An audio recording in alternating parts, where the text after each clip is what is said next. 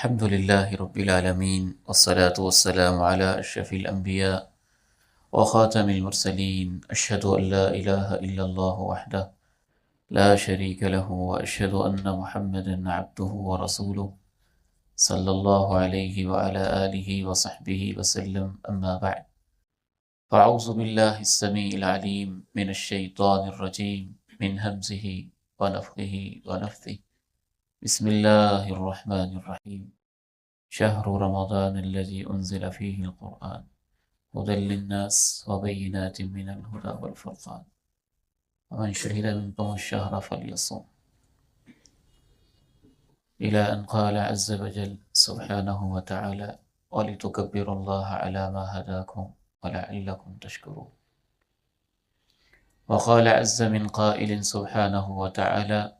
يا أيها الذين آمنوا كتب عليكم الصيام كما كتب على الذين من قبلكم لعلكم تتقون۔ قرآن مجید کی وہ آیت مبارکہ جس کے اندر اللہ تعالیٰ نے رمضان کا تذکرہ کیا ہے، میں اس کا ترجمہ آپ کے سامنے رکھوں گا اور تلاوت بھی کروں گا، اور آپ نے اس کو ذرا غور کے ساتھ سننا ہے۔ ہمارے سارے مسائل کا حل تعلق بالقرآن ہی ہے، اور چونکہ ہمارا تعلق بالقرآن جب کمزور ہو جاتا ہے یا اس کے اندر وہ گہرائی نہیں رہتی جو کہ آنی چاہیے، تو پھر دلوں کو تالے لگتے ہیں اور پھر ہی انسان اپنی مقصودیت سے محروم ہو جاتا ہے۔ اس کی آیت کے آخر میں جو الفاظ ہیں ان پہ آپ نے غور کرنا ہے، اور اس کے بعد جو چیز آ رہی ہے اس پہ بھی آپ نے غور کرنا ہے۔ اعوذ باللہ من الشیطان الرجیم، بسم اللہ الرحمن الرحیم، شہر رمضان الذی انزل فیہ القرآن هدى للناس وبينات من الهدى والفرقان فمن شهد منكم الشهر فليصم ومن كان مريضا أو على سفر فعدة من أيام أخر يريد الله بكم اليسر ولا يريد بكم العسر ولتكملوا العدة ولتكبروا الله على ما هداكم ولعلكم تشكرون وإذا سألك عبادي عني فإني قريب أجيب دعوة الداع إذا دعان فليستجيبوا لي وليؤمنوا بي لعلهم يرشدون۔ اللہ اکبر۔ رمضان کا مہینہ وہ ہے جس میں قرآن کو اتارا گیا ہے، وہ قرآن جو لوگوں کے لیے سراسر ہدایت ہے، جس میں ہدایت کے واضح دلائل ہیں اور جو حق و باطل میں فرق کرنے والی ایک کتاب ہے۔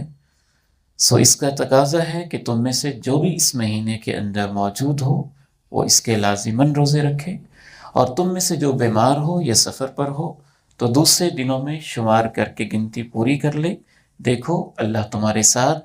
آسانی کرنا چاہتا ہے، تمہارے ساتھ مشکل نہیں چاہتا۔ ان احکام کا مقصد یہ بھی ہے کہ تم روزوں کی گنتی پوری کر سکو، اور دیکھو یہ اس لیے ہیں تاکہ تم اللہ کی بڑائی بیان کرو اس چیز پہ جو اس نے تمہاری رہنمائی کی ہوئی ہے، اور یہ اس لیے بھی ہیں تاکہ تم شکر گزار بن جاؤ۔ اور میرے بندوں سے یہ کہہ دو، جب بھی یہ میرے بارے میں پوچھیں میں تو قریب ہی ہوتا ہوں، اور ہر پکار والے کی پکار کا جواب بھی دیتا ہوں۔ جب بھی وہ مجھے پکارتا ہے بس ان کو چاہیے نا کہ یہ بھی تو میری مانا کریں اور مجھ پہ یقین رکھا کریں تاکہ یہ ہدایت پا جائیں۔ قرآن ہی ہے۔ قرآن مجید کی اس آیت مبارکہ میں روزے کا جو سب سے بنیادی مقصد سمجھ میں آتا ہے وہ اللہ تعالیٰ کی کبریائی اور اللہ کی بڑائی کا احساس ہے۔ اس لیے نہیں کہ ہمارے ماننے سے وہ بڑا ہوگا، وہ تو بڑا ہی ہے، اس کو تو پوری کائنات بڑا مانتی ہے۔ سبح للہ ما فی السماوات وما فی الارض، زمین و آسمان کی ہر چیز اسی کی پاکی میں تو لگی ہوئی ہے۔ یسبح للہ ما فی السماوات وما فی الارض، آسمان و زمین کی ہر چیز اسی کے تو گن گا رہی ہے۔ ألم تر أن الله يسجد له من في السماوات ومن في الأرض والشمس والقمر والنجوم والجبال والشجر والدواب وكثير من الناس وكثير حق عليه العذاب ومن يهن الله فما له من مكرم إن الله يفعل ما يشاء۔ کیا تم نے غور نہیں کیا ہے آسمان والے بھی اس کے سامنے سجدہ ریز ہیں، زمین والے بھی اس کے سامنے جھکے ہوئے ہیں، سورج بھی اسی کے سامنے سجدے کر رہا ہے، چاند بھی اسی کے سامنے سجدے کر رہا ہے، ستارے بھی اسی کے سامنے جھکے ہوئے ہیں، پہاڑ بھی اسی کے سامنے جھکے ہوئے ہیں، درخت بھی اسی کے سامنے جھکے ہوئے ہیں، اور سب کے سب جاندار بھی، اور بہت سارے انسان بھی، اور بہت سارے انسان وہ ہیں جن کے اوپر عذاب کا کلمہ چسپاں ہو کے رہے گا۔ رمضان کا مہینہ اس بات کا پیغام ہوتا ہے کہ اے لاہور کے باسی، اے میرے بیٹے، اے میرے بھائی، اے میرے بزرگ، اے عبید الرحمن، اے اللہ کے بندے، پوری کائنات تو اس کی مرضی کے ساتھ چل رہی ہے، اسی کی مرضی سے تو بھی بنا ہے۔ پانی کی ایک قطرہ تھا، پانی کی ایک بوند تھا، ایک سیل اور ایگ و زائگوٹ کا مرحلہ تھا، اسی کا امر ہوا تھا کہ تجھے رحم مادر کے اندر پہنچا دیا جائے، اسی کا حکم ہوا تھا کہ اس نے تجھے فاصلے طے کروائے تھے، اسی کا حکم ہوا تھا کہ رحم مادر میں چپکا رہا، اسی کا حکم ہوا تھا تیرا گوشت بنا، پھر اسی کا حکم ہوا تھا ہڈیاں بنی، پھر اسی کا حکم ہوا ان ہڈیوں کے اوپر پھر گوشت چڑھا، انگلیاں بنی، پورے بنے، ناخن بنے، پلکیں بنی، آنکھیں بنی، بھاویں بنی، سفیدی بنی، سیاہی بنی، لالگی بنی، آنکھوں کے امپریشن بنے، کانوں کے سننے کی سماعت اور ان کا فریکوینسی لیول سیٹ ہوا، دماغ بنا، عقل بنی، پورے کا پورا ایک دماغ کا پروسیس ہوا، معدہ بنا، دل بنا، اس کی دھڑکن بنی، رب کریم کے امر سے تو سب کچھ بنا ہے۔ پانی کی بوند سے تو اس نے کیڑے کو اور کیڑے کو بھی بنایا، پانی کی بوند سے تو اس نے ہاتھی اور جانور کو بنایا، پانی کی بوند سے تو اس نے شیر اور چیتے کو بھی بنایا۔ وَجَعَلْنَا مِنَ الْمَاءِ كُلَّ شَيْءٍ حَيٍّ، لیکن وہ تجھے خاص انداز سے بنا کے تجھ سے ایک خاص محبت کا اظہار کرنا چاہتا تھا۔ وَمَا خَلَقْتُ الْجِنَّ وَالْإِنسَ إِلَّا لِيَعْبُدُونَ مَا أُرِيدُ مِنْهُمْ مِنْ رِزْقٍ وَمَا أُرِيدُ أَنْ يُطْعِمُونَ، جن و انس کو میں نے اپنی عبادت کے لیے ہی تو پیدا کیا ہے، مجھے تو رزق کی ضرورت ہی نہیں، میں تو یہ نہیں چاہتا کہ مجھے رزق دیں، میں یہ نہیں چاہتا مجھے کہیں سپورٹ کریں، میں تو خود پوری کائنات کو رزق دینے والا ہوں، طاقت والا ہوں، محبتوں والا ہوں، طاقتوں والا ہوں۔ میں نے تو ان کو پیدا کیا ہے اپنی محبت کے اظہار کے لیے، ان سے محبت لینے کے لیے، ان کو محبت دینے کے لیے۔ میں نے تو اس انسان کو اس مقصد کے لیے پیدا کیا ہے۔ اور جب اللہ رب العزت کے سامنے یہ کہا بھی گیا تھا، فرشتوں نے کہا بھی تھا، اے اللہ کیا آپ اس انسان کو پیدا کر رہے ہیں جو فساد مچائے گا، جو خون بہائے گا، جو زمین کے اندر دنگے کرے گا، اور زمین کے اندر پتہ نہیں کس کس طرح کے معاملات کر کے رکھ دے گا۔ تو اللہ رب العزت کے سامنے باقاعدہ طور پہ فرشتوں نے یہ استفسار رکھا تھا کہ اس انسان، کیونکہ اللہ تعالیٰ نے ان کو خود بتایا تھا کہ اس کے اندر دونوں طرح کی پوٹینشلز ہیں، یہ خیر کی طرف بھی جا سکتا ہے، یہ شر کی طرف بھی جا سکتا ہے، یہ میری محبت میں بھی جا سکتا ہے، یہ میری نفرت میں بھی جا سکتا ہے، اس کے ہاتھ قتل کے لیے بھی اٹھ سکتے ہیں، اور اس کے ہاتھ یتیم پہ سر پھیرنے کے لیے بھی اٹھ سکتے ہیں۔ ان پوٹینشلز اور قوتوں کے ساتھ میں ایک ایسی مخلوق تخلیق کرنے والا ہوں۔ تو فرشتوں نے یہی کہا تھا کہ اللہ جب ہم ان شر اور فساد کے بغیر ہی تیری عبادت کر رہے ہیں، تو آپ اس انسان کو کیوں بھلا کر رہے ہیں؟ اللہ نے یہی تو چاہا تھا۔ امتحان تو ہوتا ہی اس وقت ہے جب آپ کے پاس ہر طرح کی پوٹینشل اور طاقت اور آپشنز ہوتی ہیں۔ اگر آپ کو پیپر ہی ایسا دیا جائے جو پہلے ہی سے اس کے اندر سب کچھ لکھا ہوا ہے، تو امتحان تو نہ ہوا۔ فرشتوں کو تو نیچر ہی ایسی ملی تھی کہ ان کے اندر سب کچھ ان بلٹ ہے، وہ اس سے آگے پیچھے ہو ہی نہیں سکتے۔ جو اللہ نے ان کی نیچر رکھ دی بس رکھ دی۔ لا یعصون اللہ ما امرہم ویفعلون ما یؤمرون، پلک جھپکنے کے برابر وہ اللہ کی نافرمانی کا سوچ بھی نہیں سکتے۔ آسمانوں کے اندر 4 انگلیوں کے برابر بھی کوئی ایسی جگہ نہیں ہے جہاں کسی نہ کسی فرشتے نے اللہ کو سجدہ نہ کیا۔ درختوں کی ٹہنیاں یوں جب اوپر جاتی ہیں تو جھک جاتی ہیں، اللہ کا قرآن کہتا ہے جھکتی نہیں ہیں، وہ تو اللہ کو سجدہ کر رہی ہے۔ کیٹو کی چوٹیاں اور آپ کے علاقے اور دنیا بھر کے بڑے بڑے پہاڑ کی بلندیاں، اللہ کا قرآن کہتا ہے وہ بلند نہیں ہیں، حقیقت میں تو اللہ کو سجدہ کر رہے ہیں، اور ان سے پھوٹنے والے چشمے چشمے نہیں ہیں، ان کے اندر سے اللہ کے خوف سے بہنے والے آنسو ہیں۔ اللہ کی عظمت کی کوئی کمی نہیں ہے، پوری کائنات اس کی تسبیح بیان کر رہی ہے۔ تو روزہ ہمیں سب سے بنیادی چیز یہ یاد دلاتا ہے، اللہ تو سب سے بڑا ہے، میں تیرا بندہ ہوں، مجھے بھوک لگی ہے نا، تو کہے گا نہیں کھانا، میں نہیں کھاؤں گا، میں نہیں کھاؤں گا، میں اپنی مرضی سے رکا رہوں گا، 10 گھنٹے رکا رہوں گا، 12 گھنٹے رکا رہوں گا،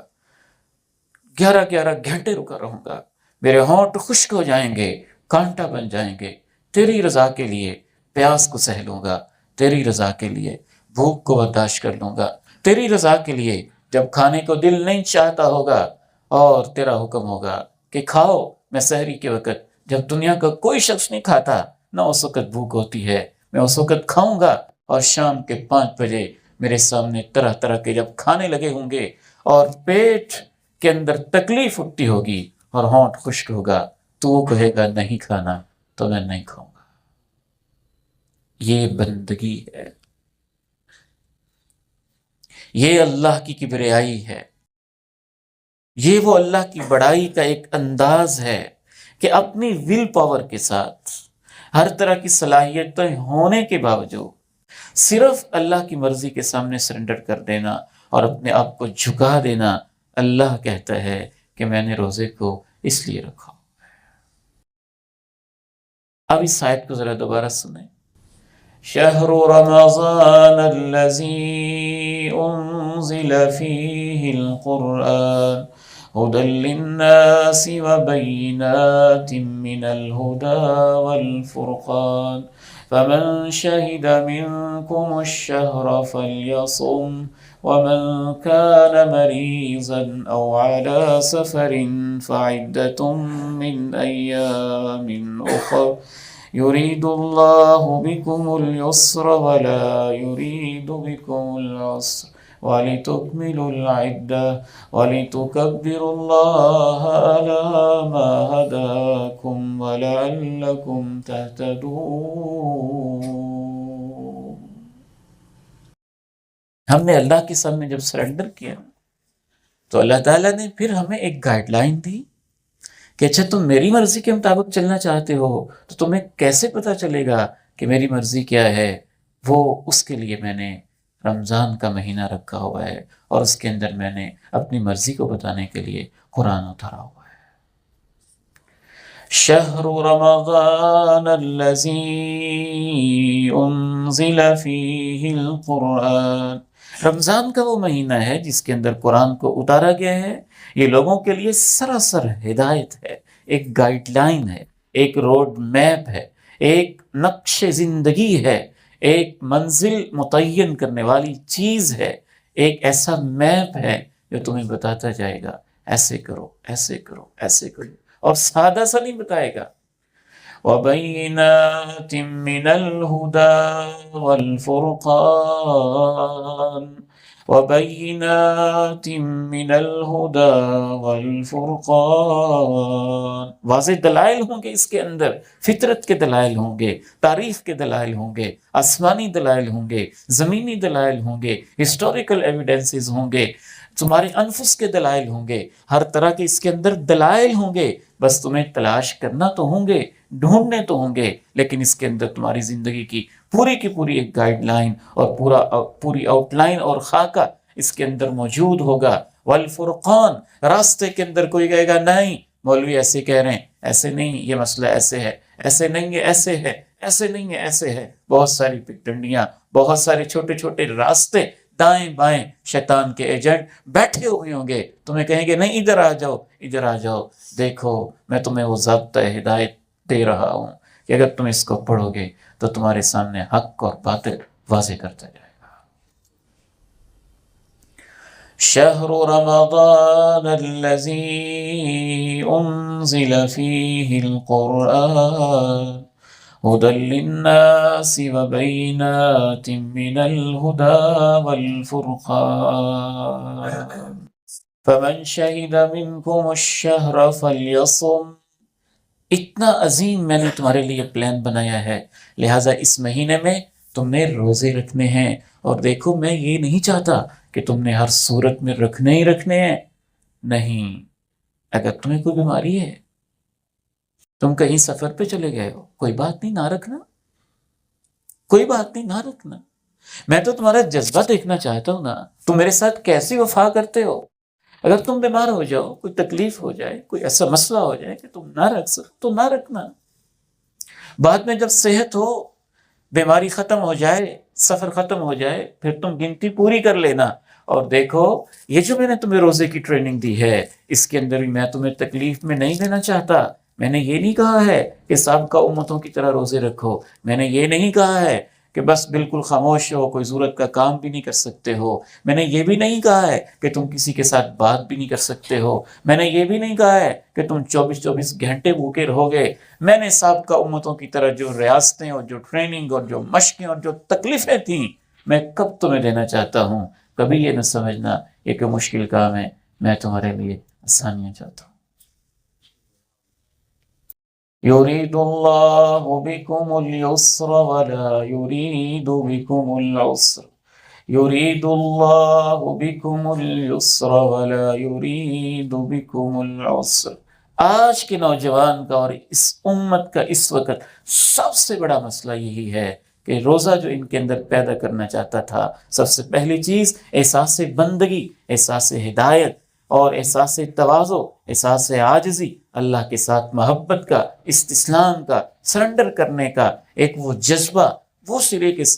ساتھ پوری طرح سے اس کے اندر اپنی روح کے ساتھ، مقصدیت کے ساتھ موجود نہیں ہوتا۔ اور دوسرا امت کا اس وقت سب سے بڑا مسئلہ یہ ہے، اگر وہ احساس موجود بھی ہوتا ہے تو اس کے اوپر عمل کرنے کی ایک ہمت، ایک طاقت، ایک پریکٹس، ایک انسان کے اندر بعض دفعہ ایموشنز تو ہیں لیکن اس کی پریکٹس نہیں ہے۔ یاد رکھیے اس وقت کے نوجوان کا اور امت کا ایک بہت بڑا مسئلہ، کسی چیز کے اوپر کوئی فوکس نہیں ہے، پیشنس نہیں ہے، برداشت ہی نہیں ہے، ہمت ہی نہیں ہے، منزل ہی متعین نہیں ہے۔ یہ ساری چیزیں روزے کی پریکٹس سے پیدا ہوتی ہیں اور پوری زندگی آسان ہو جاتی ہے۔ روزہ تو یہ پریکٹس کروانے کے لیے آتا ہے کہ بڑی بڑی مشکلیں انسان کے لیے پھر آسان ہو جاتی ہیں، اس کو فوکس کرنے کا طریقہ آ جاتا ہے۔ یہ بھی کوئی زندگی ہے کہ انسان بس کھاتا پیتا ہی رہے؟ کیا خیال ہے اس شخص کے بارے میں کہ ایک بندہ اس مسجد کے اندر آئے، کبھی اس ممبر کی لکڑیوں کو دیکھے، اس کی لکڑی بہت اچھی ہے، کبھی کہ یہ ماشاءاللہ بہت اچھا ہے، یہ اس کے اوپر جو لیدر لگا ہوا ہے یا ریکسین لگی ہوئی ہے یہ بہت اچھی ہے، کبھی کہ یہ جو قلین ہے یہ ماشاءاللہ اس کے اوپر ڈیزائن کیسا بنا ہوا ہے، کبھی ان کو دیکھنے لگ جائے، کبھی اس کو دیکھنے لگ جائے، کبھی دیواروں کو دیکھنے لگ جائے، کبھی لائٹوں کو دیکھنے لگ جائے، اور وہ سمجھے ہی نہ کہ مسجد کا مقصد کیا ہے۔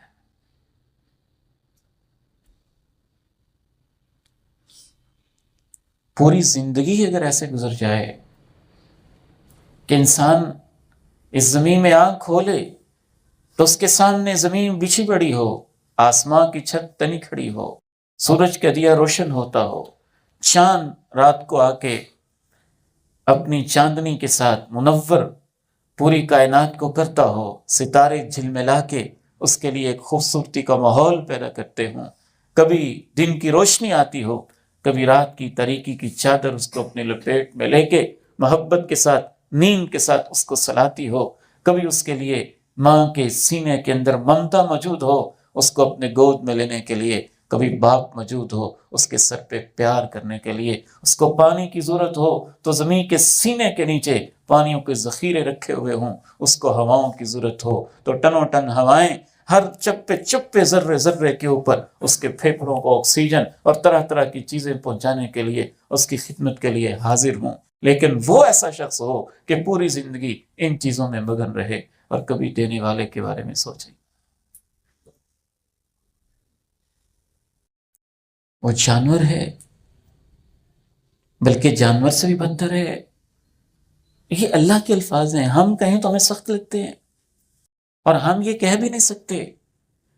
ہم کسی انسان کے بارے میں کیوں کہیں، لیکن خالق اور مالک ہے وہ تو کہہ سکتا ہے۔ وہ کہتا ہے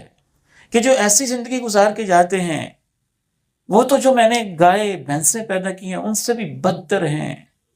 اے اللہ کیوں بدتر ہیں کہ گائے بھینس بھی 40 دن چارہ کھلائیں تو اپنے مالک کی آواز پہ بھاگ دوڑتی ہے اور اس کو پہچاننے لگتی ہے اور پیار کرنے لگتی ہے اس سے، اور یہ ہے کہ 40 سال میری زمین اور آسمان کے نیچے رہ کے یہ پھر بھی میری آواز پہ نہ لبیک کہتا ہے نہ مجھے پہچانتا ہے۔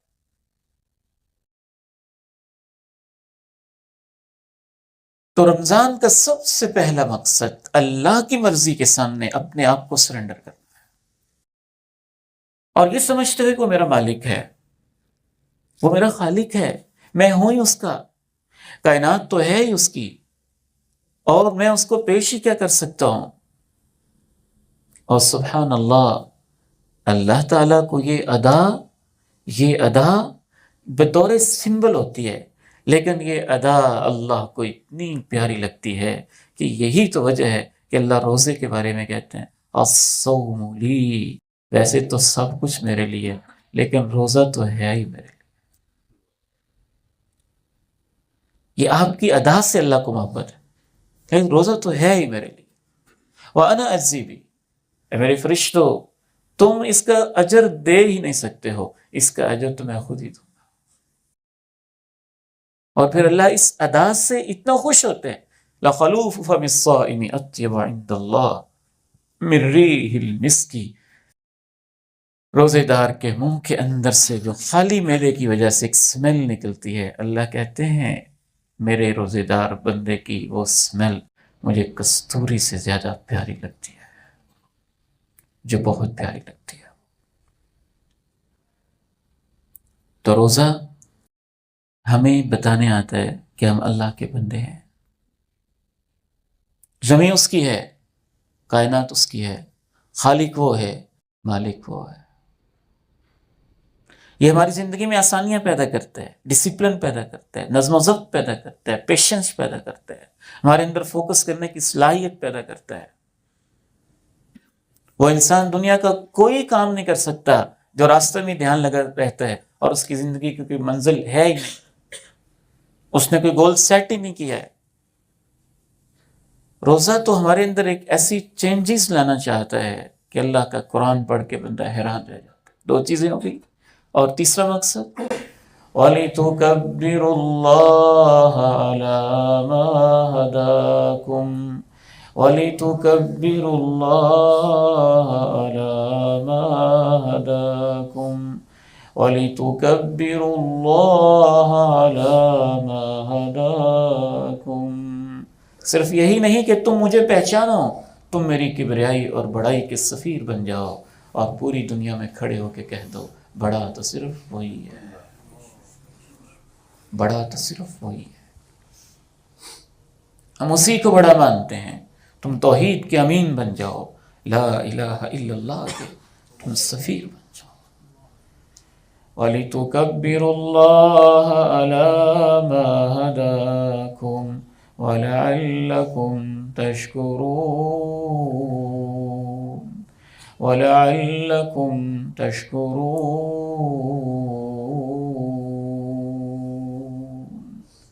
اور تمہارے اندر شکر کی ادا بھی آ جائے، شکر کی ادا بھی آ جائے، دل سے شکر، زبان سے شکر، عمل سے شکر، پریکٹس کے اندر شکر کہ اللہ تو نے ہی سب کچھ دیا ہے، تیری مرضی کے لیے استعمال ہوگا، تیرے حکموں کے مطابق استعمال ہوگا، تجھے پانے کے لیے استعمال ہوگا، تیری رضا کے لیے استعمال ہوگا۔ یہ شکر کا جذبہ روزہ انسان کے اندر پیدا کرتا ہے۔ 4 چیزیں ہو گئیں، اب اگلی آیت پڑھیے۔ وَإِذَا سَأَلَكَ عِبَادِي عَنِّي فَإِنِّي قَرِيبٌ وَإِذَا سَأَلَكَ عِبَادِي عَنِّي فَإِنِّي قَرِيبٌ أُجِيبُ دَعْوَةَ الدَّاعِ إِذَا دَعَانِ فَلْيَسْتَجِيبُوا لِي وَلْيُؤْمِنُوا بِي لَعَلَّهُمْ يَرْشُدُونَ۔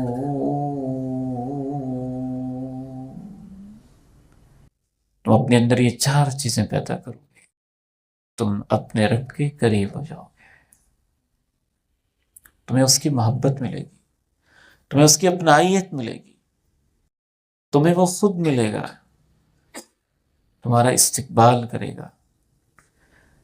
جب بھی بندے میرے بارے میں پوچھیں تو ان سے کہنا کہ میں تو قریب ہوتا ہوں، ہر پکارنے والے کی پکار کو میں سنتا ہوں۔ فَلْيَسْتَجِيبُوا لِي وَلْيُؤْمِنُوا، انہیں بھی چاہیے کہ میری مانا کریں، مجھ پہ یقین رکھا کریں، اس سے ان کو اور ہدایت ملے گی، اور رہنمائی ملے گی، اور راستے ملیں گے۔ 5 باتیں ہوئیں، اب 6ٹھی بات، اگلی آیت کو آپ میں غور کریں گے تو آپ کو ایک 6ٹھی حقیقت بہت بڑی سمجھ میں آئے۔ أُحِلَّ لَكُمْ لَيْلَةَ الصِّيَامِ الرَّفَثُ إِلَى نِسَائِكُمْ هُنَّ لِبَاسٌ لَكُمْ وَأَنْتُمْ لِبَاسٌ لَهُنَّ عَلِمَ اللَّهُ أَنَّكُمْ كُنْتُمْ تَخْتَانُونَ أَنفُسَكُمْ فَتَابَ عَلَيْكُمْ وَعَفَا عَنْكُمْ فَالْآنَ بَاشِرُوهُنَّ وَابْتَغُوا مَا كَتَبَ اللَّهُ لَكُمْ۔ روزوں کی راتوں میں تمہارے لیے حلال ہے تو اپنی بیویوں کے ساتھ تعلق قائم کر لو، وہ تمہارا لباس ہے، تم ان کا لباس ہو۔ اللہ کو علم ہے تم اپنے آپ کی خیانت کیا کرتے تھے، اس نے تمہارے اوپر خصوصی مہربانی کی ہے، تمہاری سابقہ غلطیوں کو معاف کر دیا ہے، اور اب اس نے تمہیں اجازت دے دی ہے تو ان سے تعلق بھی قائم کرو۔ جو اللہ نے تمہاری قسمت میں اولاد لکھی ہے، رزق لکھا ہے، محبت لکھی ہے، سکون و راحت لکھا ہے، اس کو تلاش کرو۔ ایک یہ بات ہوئی اگلی آیت میں، اور دوسری بات وَكُلُوا وَاشْرَبُوا، کھاؤ پیو اس وقت تک يَتَبَيَّنَ لَكُمُ الْخَيْطُ الْأَبْيَضُ مِنَ الْخَيْطِ الْأَسْوَدِ مِنَ الْفَجْرِ، جب تک فجر کے وقت رات کے سیاہ دھاگے سے صبح کا دھاگا نمایاں نہ ہو جائے، یعنی رات کی تاریکی سے جب تک صبح کی سفیدی پھوٹنے نہ لگے تم کھاؤ پیو، پھر رات تک اپنے روزوں کو پورا کرو، اور اعتکاف کی حالت میں مسجدوں میں اپنی بیویوں کے ساتھ تعلق قائم نہ کرو۔ دیکھو یہ اللہ کی حدیں ہیں، ان کے قریب مت جانا۔ اللہ اپنے احکام لوگوں کے لیے واضح کرتا ہے تاکہ ان میں تقوی پیدا ہو جائے۔ اس 5ویں آیت کا ایک ہی خلاصہ ہے کہ انسان کو انسانی تاریخ میں جو مقصد زندگی پہ غور کرنے نہیں دیتی وہ 2 ہی چیزیں ہیں، ایک سیکس ہے اور دوسرا انسان کا پیٹ ہے۔ جو انسان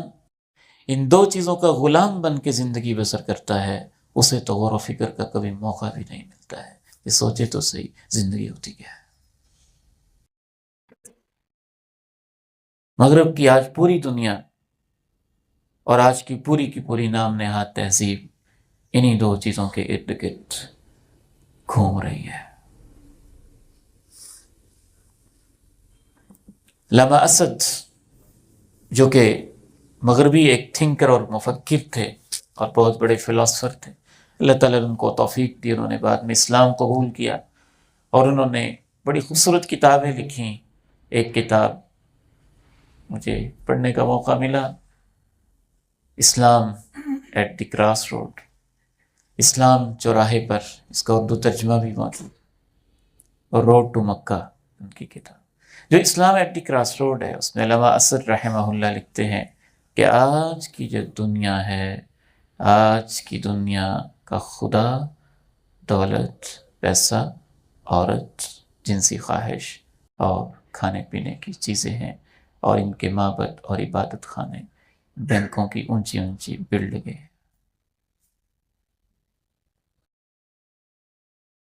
اسلام کب ان چیزوں سے منع کرتا ہے؟ منع تو نہیں کرتا. اس آیت میں بھی دیکھیں، منع نہیں کرتا، اجازت دیتا ہے، ہم کو ایک ڈسپلن میں لے کے آتا ہے. اب دیکھیں اس آیت کا بھی یہاں ایسے یہ نہیں شروع ہوا کہ تم عورتوں کے قریب نہ جاؤ. أُحِلَّ لَكُمْ لَيْلَةَ الصِّيَامِ الرَّفَثُ إِلَى نِسَائِكُمْ هُنَّ لِبَاسٌ لَكُمْ وَأَنْتُمْ لِبَاسٌ لَهُنَّ.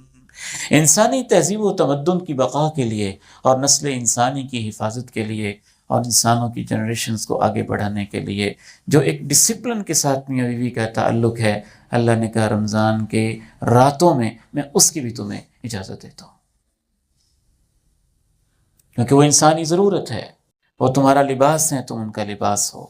پہلے میں نے تمہارے اوپر یہ پابندی لگائی تھی لیکن تم اس پابندی پہ عمل نہیں کر سکے تھے، وہ پابندی بھی میں نے ختم کر دی ہے، اور اللہ نے تمہارے اوپر خاص مہربانی کی ہے. رمضان کی راتوں میں تم اپنی بیویوں کے ساتھ جائز اور حلال تعلق خاص حالات کے اندر، خاص انداز کے اندر قائم کر سکتے ہو. اور کھانا پینا اس کی بھی تمہیں اجازت ہے. رمضان کی راتوں میں کھاؤ پیو جب تک فجر نہ ہو جائے، جب تک صبح نہ ہو جائے، رات میں تم کھا بھی لو پی بھی لو. تو گویا کہ پانچویں حقیقت ہمیں اس آیت مبارکہ سے یہ معلوم ہوتی ہے کہ انسان کو انسانیت سے نیچے گرانے والی دو چیزیں ہوتی ہیں، ایک پیٹ کی پوجا اور دوسری جنسی خواہش اور عورت کی پوجا. اور یہ بھی اس وقت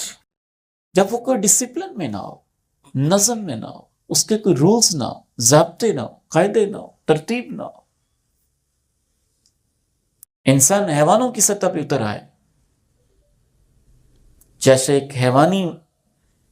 حیوانوں کی بھی اپنی سوسائٹیز ہوتی، اور انسان جب حیوانیت کی سطح پہ آتا ہے تو ان سے بھی نیچے گر جاتا ہے، ان سے بھی نیچے گر جاتا ہے. تو روزہ وہ سارا ڈسپلن بھی پیدا کرنے کے لیے آتا ہے کہ گھر کے اندر انسان موجود ہے، اس کی اپنی حلال خوبصورت بیوی اس کے پاس موجود ہے، لیکن اب اس نے روزہ رکھا ہوا ہے، بے شک جوانی کی عمر ہے اور دل آپس میں تعلق قائم کرنے کے لیے مچلتا ہے. روزہ یہ ڈسپلن سکھاتا ہے، نہیں میرے رب نے روکا ہوا، میرے رب نے منع کیا ہوا ہے. اپنا گھر، اپنی بیوی، اپنا بیڈ روم، حسن و جمال، خوبصورتی، حلال جائز تعلق، لیکن یہ ڈسپلن سکھائے نہیں. تو دو یہ چیزیں، اس کو آپ پانچویں اور چھٹی چیز کہہ سکتے ہیں کہ روزہ ہمیں ایک ایسے ڈسپلن کے اندر لانا چاہتا ہے کہ جس سے انسان اپنی جنسی خواہش کو بھی ایک ڈسپلن کے اندر لے کے آئے اور اپنے کھانے پینے کے معاملات کو بھی ایک ڈسپلن کے اندر لے کے آئے. تِلْكَ حُدُودُ اللَّهِ فَلَا تَقْرَبُوهَا كَذَلِكَ يُبَيِّنُ اللَّهُ آيَاتِهِ لِلنَّاسِ لَعَلَّهُمْ يَتَّقُونَ.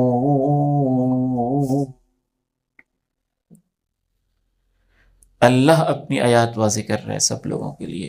تاکہ ان کے اندر تقوی آ جائے. ساتویں چیز کیا ہوئی کہ اس ڈسپلن کو جب بندہ اس کیفیت کے ساتھ سیکھ لیتا ہے کہ وہ اللہ ہی کو اپنا خالق و مالک سمجھتا ہے اور اپنی مرضیوں کو اس کے سامنے سرنڈر کر دیتا ہے، جہاں وہ روکتا ہے رک جاتا ہے، جہاں وہ چلاتا ہے چل پڑتا ہے، جہاں کھلانا چاہتا ہے کھا لیتا ہے، جہاں پیاسا رکھنا چاہتا ہے پیاسا رہتا ہے، جہاں جگانا چاہتا ہے جاگ جاتا ہے، جہاں سلانا چاہتا ہے وہ سو جاتا ہے، جہاں اٹھانا چاہتا ہے اٹھ جاتا ہے، جہاں بٹھانا چاہتا ہے وہ بیٹھ جاتا ہے، اور اس کے لیے اپنی خواہشات کے اوپر وہ کنٹرول بھی رکھتا ہے، اور دل کی خوشی کے ساتھ وہ اپنے رب کو اپنا خالق اور مالک سمجھتے ہوئے یہ زندگی اس انداز سے گزارتا ہے، تو اللہ کہتے ہیں اس سے تمہاری زندگی میں تقویٰ آ جائے گا، اور تمہاری سوسائٹی ایک تقویٰ والی سوسائٹی بن جائے، اور اس کے نتیجے میں دنیا بھی سنور جائے گی اور آخرت بھی سنور جائے گی۔ تقویٰ کے اندر دونوں معنی ہیں، یعنی اس کا جو اصل روح ہے وہ بھی اس لفظ کے اندر پائی جاتی ہے، اور جو اس چیز سے وہ بچتا ہے، اس کا معنی بچنا ہے بنیادی طور پہ، یعنی وہ بچتا ہے اللہ کی نافرمانی سے، اور اللہ اس کو بچا لیتا ہے زندگی کے کافی سارے جھمیلوں سے، قبر کے عذاب سے اور جہنم کی سختیوں سے اور اپنی ناراضگی سے بچ ہی جاتا ہے۔ يُبَيِّنُ اللَّهُ آيَاتِهِ لِلنَّاسِ لَعَلَّهُمْ يَتَّقُونَ۔ آخری آیت سنیے اور اس کے بعد انشاءاللہ دوسرے حصے کی طرف بڑھیں گے۔ وَلَا تَأْكُلُوا أَمْوَالَكُمْ بَيْنَكُمْ بِالْبَاطِلِ وَتُدْلُوا بِهَا إِلَى الْحُكَّامِ لِتَأْكُلُوا فَرِيقًا مِّنْ أَمْوَالِ النَّاسِ بِالْإِثْمِ وَأَنْتُمْ تَعْلَمُونَ۔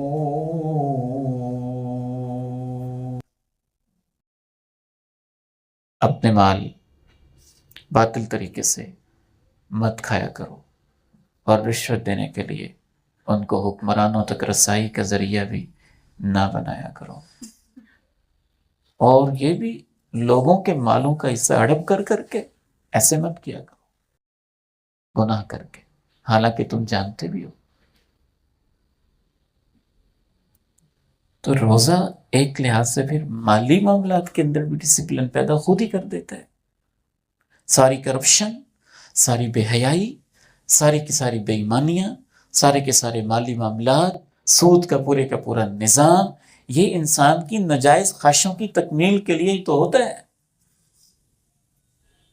جب اس کو اپنے پیٹ کے اوپر ہی کنٹرول نہیں ہے، صبح و شام کے کھانے پر ہی ضبط نہیں ہے، اس کو سیکس کی خواہش پر ہی ضبط نہیں ہے، تو جب اس کے کنٹرول ہی نہیں رہا، پھر وہ مال بھی کھائے گا، ہڑپ بھی کرے گا، رشوت بھی لے گا، سب کچھ کرے گا۔